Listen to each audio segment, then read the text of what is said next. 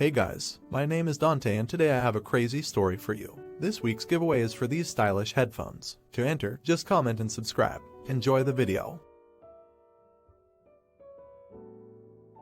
This past summer was the worst summer ever. It's the start of June and me and my wife have been together for 8 going on 9 years and have been engaged for almost 3 years with 2 kiddos. Our wedding was fast approaching August 6th. Since day one of becoming engaged we were both so happy and were very much looking forward to our big day. June 3rd I took her to an overnight work event and during that another woman had made a comment about her eating a huge burger and if she was really going to finish that big meal. She has struggled with an eating disorder for about 14 years so her hearing this was a very big trigger. This set the stage for a terrible 7 weeks to come. A few days after being back I could notice a drastic change in her mood and eating and she told me just how much that comment was affecting her. I was there for her absolutely any way I could be and I would take the kids pretty much every day after she got off work so she could go work out since that would normally help her mental state a bunch. Fast forward to June 23rd and my sister had to have an emergency delivery of her 20-week-old son that was not doing well. Then the morning of June 26th and after a couple weeks of her picking fights for no reason, and not eating even though I would cook dinner every night for her, she sat me down and told me she had been unfaithful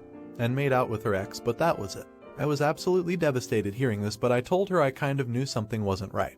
We argued for about 3 hours and I told her off and exactly how I felt and whatnot, but told her I would forgive her as long as she was telling the truth. Later that day I got even more terrible news that my nephew was not going to make it and they were pulling the plug sometime that afternoon. My grandpa, who has been in hospice since the end of May, had also just taken a turn for the worse. So that day I was hit by an atomic bomb of terrible news, but somehow I managed to make it through. So my nephew had just passed the 26th and now my grandpa was also going to go any day. June 28th was that day. One of my favorite people ever was gone and it was devastating, but she was there for me physically. Her mom has seen her do this before. We were together 2 times and knew she needed serious help. You see, her mental state was as low as could be and was honestly as close to dying from not eating as you probably could be, but yet she still refused to acknowledge it and nobody could get through to her. July 19th her mother and I had a sit-down meeting with her to try again to get her to understand what she was doing to herself, but it only made things worse. July 21st she goes to work at her parents' house for the day. She leaves her Apple Watch on her nightstand so I can't resist and I go through it to validate what I felt, and boy did I. I saw text talking about good old times and meeting up and pictures and all that all. The evidence I never wanted to be right about but unfortunately was. So I drive down to confront her with every intention of telling her off and leaving her. When I got there she was confused why I randomly showed up until she saw my pissed off face and I held up her watch. In that instant she knew exactly why I was there and she went super pale. She burst into tears and apologized like crazy, but I was beyond pissed and wasn't hearing it. I told her she deserved that post and she had the greatest life in her hands, but she doesn't deserve me anymore and I'm too good for her. But as I am walking to the door she grabs me and won't let go. She cries hysterically and says she doesn't want to lose me and she didn't mean to hurt me. After an hour of talking I gave her an ultimatum and told her she gets serious help and blocks him on absolutely everything and never communicates with him in any way again, or that's it. Fast forward to now and we ended up going through with the wedding since she started eating immediately after I called her out on everything, and she started being rational and told me she don't remember anything during June or July. BC she was so out of it mentally from the lack of nutrition and is so sorry for what she did and it makes her sick, and if she was level-headed she never would have let anything happen and would take it all back in a heartbeat if she could. After 5 months I am still beyond hurt and have had to go to counseling to help cope with it, but we are in such a better space and the love feels like when we first started dating years ago. Everyone sucks here. So you decided to marry the person who cheated on you while you were going through all that with your family. Sorry for your loss, BTW. Enjoy being her prison guard and enjoy explaining to your kids when they start noticing the tension and the resentment. Not the idiot. Is she saying that her eating disorder made her cheat and she doesn't remember it? That isn't how an eating disorder works. I speak from experience. She is using it to excuse her behavior. Did you make the wrong decision? I don't know, but I do know that life with someone with an eating disorder is hard. But being with someone who uses it to excuse behavior is the height of manipulation and personally would be very, very difficult. Hey guys, let me know in the comments what you're thinking about this story. I, 27, female, have been with my boyfriend, 33, for almost 2 years now. We will be getting married eventually, but it's not a priority. My mom won't let us share a bed if we come see them for any reason. When we came over this last summer my boyfriend suggested renting a hotel so we could have privacy and a comfortable bed. It drove my mom nuts that we bypassed her little rules. She wouldn't drop it the entire time we were there. She made me promise not to do that again. My boyfriend's mom and dad are retired to Mexico and they are really chill. So we made plans to come visit them over Christmas. They are not Christian so they don't really care when they see their son with regards to religious holidays. We didn't tell my parents we weren't coming. My mom asked me at Thanksgiving if I was going to hold to my promise not to stay at a hotel over Christmas. I answered truthfully that I would not stay at a hotel. I am sitting here on the balcony of my future in-law's condo looking at the Caribbean waiting for sunrise and enjoying the peace and quiet. I made the mistake of going online yesterday and I saw a bunch of posts from my mom and my sisters about how I was a jerk for lying to them about my plans. I may have been a little tipsy last night because I decided to respond. I said that it was ridiculous of them to try and tell me I couldn't share a room with my boyfriend, that I was keeping my promise by not staying at a hotel when we were there, and that if they planned on putting everything on Facebook I would be avoiding all visits for the foreseeable future. They took down their posts when people started crapping on them for trying to control me, but some people did agree with them. Now they are texting me and calling to say I was an asshole for making them look bad. I asked them if they were trying to make me look good with their posts. They stopped for a while, but there were more texts and voicemail this morning. I kind of like the idea of skipping out on the drama from now on.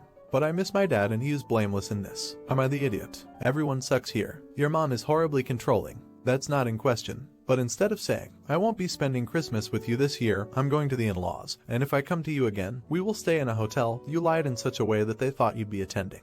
Instead of acting in the adult manner in which you want to be treated, you behave like a kid. Hey guys, if you're enjoying the video, don't forget to drop a like. Not the idiot, don't forget that your dad chose to marry your mom and he's still in the relationship. You don't have to torture yourself with your mother just to keep your dad in your life. He may have some balls to stand up to her and see you without her. If he doesn't, he may be collateral damage as you may need to cut contact with him too. He's not blameless if he's fine for your mom to be saying and doing this sort of childish behavior. That makes him an enabler. I'm 17 and my little sister is 15. Our dad died about 10 years ago. It was sudden and devastating. One day he kissed and hugged me and sis and told us he loved us, and then we never heard from him again. At the time I couldn't fully grasp why he chose to stay away even though mom tried to explain it to us. I missed him and thought I did something wrong to make dad mad.